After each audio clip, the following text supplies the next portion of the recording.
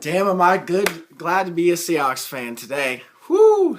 Look at that. Got the W and the win, of course.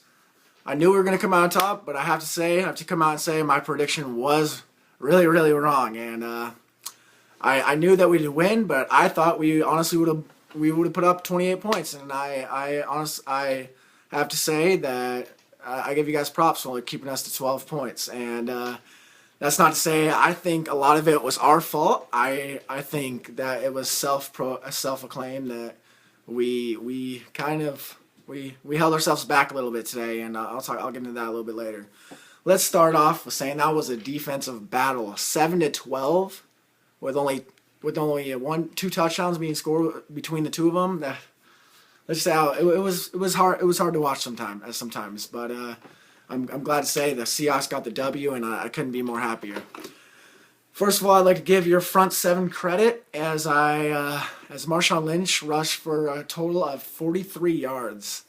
It's not the stat line I would like to see, but as you can tell, Russell Wilson didn't really need him as he goes 25 for 33, 320 yards, and with a 115 quarterback rating. And let's just say my prediction of your cornerbacks would not do shit to our wide receivers is correct.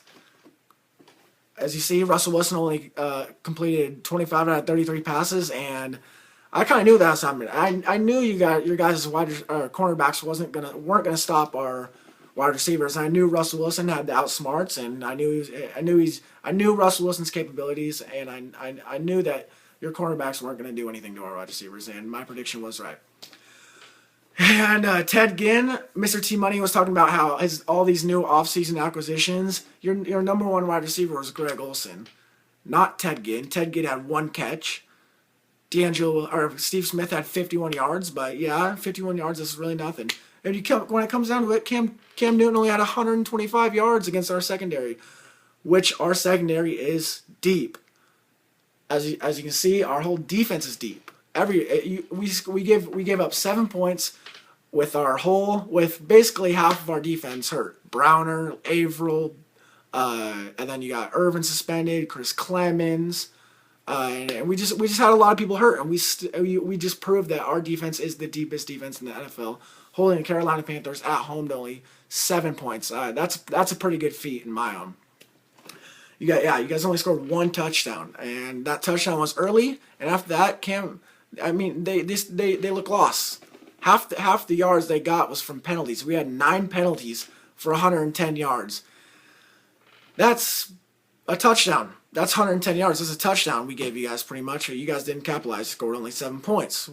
As again, I think a lot of this was self-inflicted as we had some bad penalties, and that held us back a little bit, which kind of allowed us only to score 12 points. And a lot of the reason why we didn't score our bad points was, again, because our offensive line was looking bad. Again, I think our offensive line is bad, and I think your defensive line is good. So that doesn't really make for a good combo. And as you can see, it showed. Russell Wilson was pressured. He was hit. He was sacked once. He never had a comfortable time back there, and I give you guys credit for that. And you said Earl Thomas couldn't do anything to Greg Olsen? Well, he didn't need to. He forced a fumble that basically not only cost you guys the game, but gave us the momentum to go down and score a touchdown and win the game. So that's what I mean.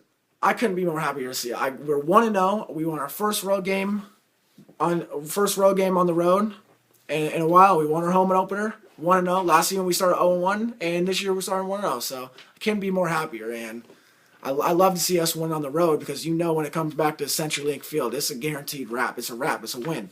So I just want to shout out to my fellow Seahawks TTC members and Pigs Pen and all them. Our predictions were right. We won, and we'll come back next week. And of course, it's the biggest hate week of them all when we take on the 49ers. And whoo, boy, I'm ready for that. Again, good luck to the Panthers. They have a bright side with their defensive front seven.